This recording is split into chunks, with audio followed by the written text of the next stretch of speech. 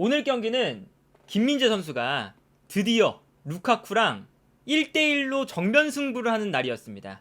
이번 시즌 전반기에 김민재랑 붙었을 때는 루카쿠의 폼이 엄청 안 좋았었고 실제로 루카쿠가 경기에 거의 못 나왔었죠. 근데 오늘 경기는 루카쿠도 폼이 좀 많이 올라온 상태고 최근에 경기력도 좋았거든요. 그러다 보니까 이제 루카쿠와 김민재 이 두 명의 선수가 붙는다는 그 장면이 매우 기대를 많이 하게 했어요. 그런데 오늘 경기에서 김민재가 루카쿠를 너무나 잘 막아냈습니다.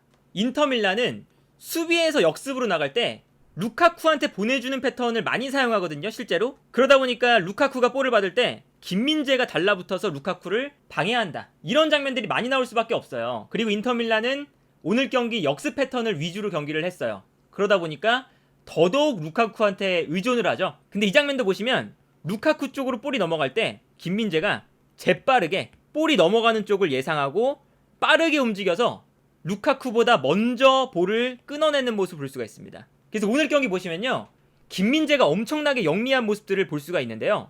이런 장면도 보세요. 루카쿠가 볼을 받을 때 순간적으로 공간으로 볼이 넘어가거든요.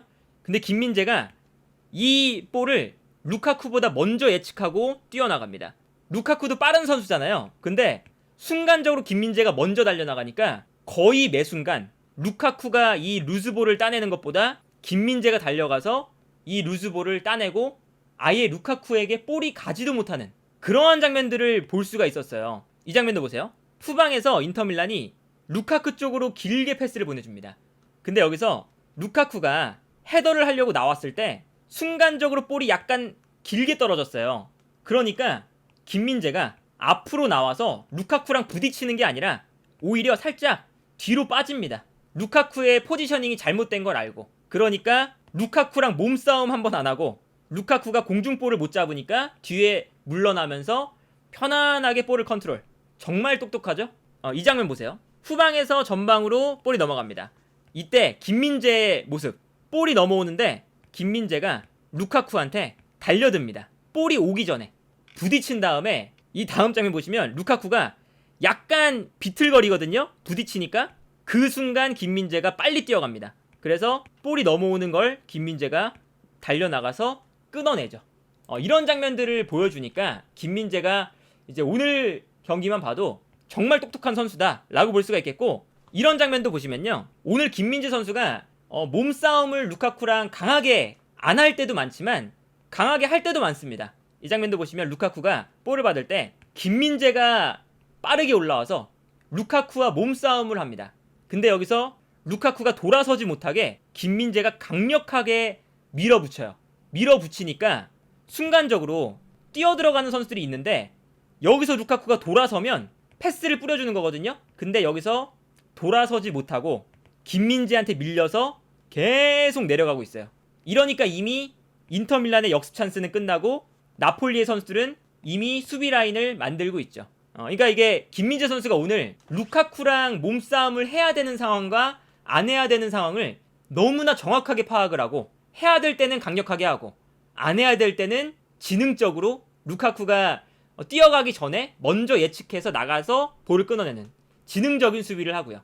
정말 이런 모습들이 참 좋았고, 반대로 루카쿠가 또 당하고만 있느냐, 루카쿠도 김민재가 워낙 잘하니까 영리하게 플레이할 때가 많았어요. 이 장면도 보시면 루카쿠가 김민재랑 붙어있고 루카쿠 쪽으로 패스가 넘어가거든요. 이때 김민재가 강력하게 붙으니까 루카쿠가 원터치로 그냥 뒤에 있는 선수한테 그냥 줍니다.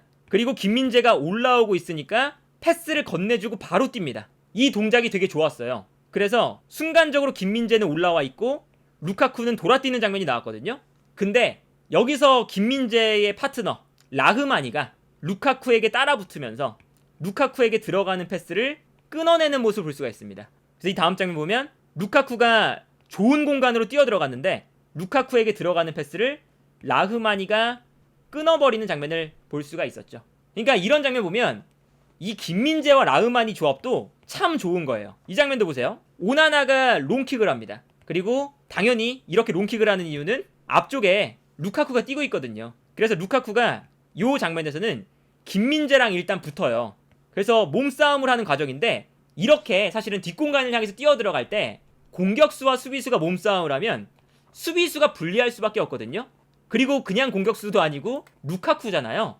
그래서 김민재 선수도 이 장면에서는 혼자였으면 아마 약간 어려웠을 거예요.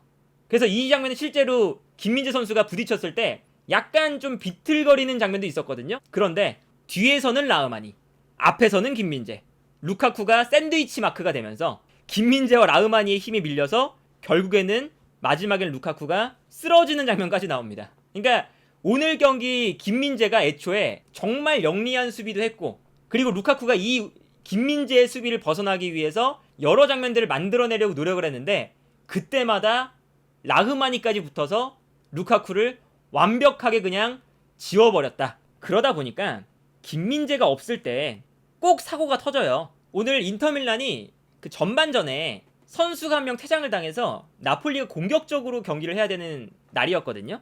그러다 보니까 김민재 선수도 이따금씩 올라오는 장면이 있었죠. 근데 이 장면에서 김민재가 공격에 가담했을 때 안쪽으로 패스를 잘 넣어줬는데 여기서 안쪽에 있었던 올리베라가 볼 터치를 애매하게 했어요. 그래서 인터밀란의 역습 찬스가 됩니다. 김민재가 올라와 있는 상황에서. 그러다 보니까 순간적으로 인터밀란이 이 장면을 활용해서 앞쪽에 있는 루카쿠에게 바로 패스를 보내주죠. 그런데 김민재가 올라가 있다 보니까 루카쿠가 수비수가 붙어도 전혀 개의치 않고 볼을 전진시키다가 완벽하게 몸싸움을 이겨낸 다음에 측면으로 뛰어들어가는 선수에게 패스를 보내주면서 인터밀란의 역습이 시작돼요. 김민재 선수는 앞쪽에 있었기 때문에 돌아오기가 이미 약간 늦은 상태죠. 그리고 이 패스가 들어가자마자 인터밀란이 완벽한 역습을 만들어내면서 아주 위협적인 장면을 한번 만들어냈죠. 그러니까 김민재가 있을 때랑 없을 때랑 인터밀란이 역습을 하는 과정 자체가 달라지고, 그리고 이제 오늘 경기에서 스팔레티 감독이 아무래도 우승을 확정지어 놨다 보니까 1대0 상황에서 김민재를 빼고 제주스를 넣습니다. 제주스가 들어오자마자 루카쿠한테 실점을 해요. 그래서 실점 장면 보시면 측면에서 디마르코가 크로스를 올리고 있고 중앙에서 이제 김민재가 빠지다 보니까 루카쿠와 제주스가 붙어 있거든요. 그런데 크로스가 올라올 때 루카쿠가 붙어 있다가 순간적으로 뒤로 돌아뛰어요. 근데 여기서 제주스가 루카쿠의 움직임을 전혀 캐치하지 못합니다. 그래서 이 다음 장면을 보시면요, 제주스가 크로스가 넘어오는데 그냥 가만히 있고 루카쿠는 앞으로 달려들고 있어요. 그래서 결국 루카쿠가 흘러나오는 볼을 발에 맞춰서 득점을 만들죠. 그러니까 이게 김민재의 영향력이 얼마나 큰지를 알 수가 있는 거죠. 이제 오늘 경기에서 이제 뭐 시즌 막판이니까 제주스에게 기회를 주는 측면도 당연히 있을 텐데, 김민재가 이번 시즌이 끝나고 나폴리를 떠났을 때 김민재를 대체할 선수를 나폴리는 무조건 찾아야 된다 라는 생각이 드는 장면이 바로 저 장면이었습니다. 물론 이제 김민재를 내보내면 김민재가 나간 자리에 제주스가 아니라 더 좋은 선수를 영입하겠지만, 오늘 김민재가 나가자마자 나폴리의 수비가 불안해지고 곧바로 실점을 한다.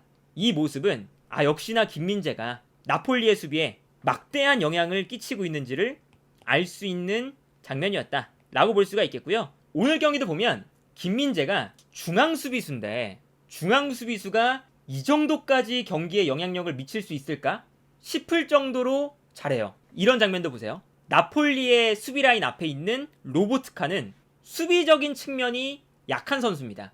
그래서 때때로 수비 라인 앞을 보호해주지 못할 때가 있어요.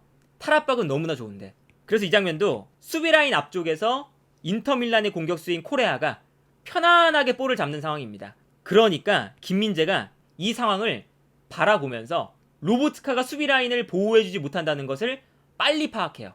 그래서 이 다음 장면을 보면요, 코레아가 분명히 넓은 공간에서 볼을 잡고 올라가거든요.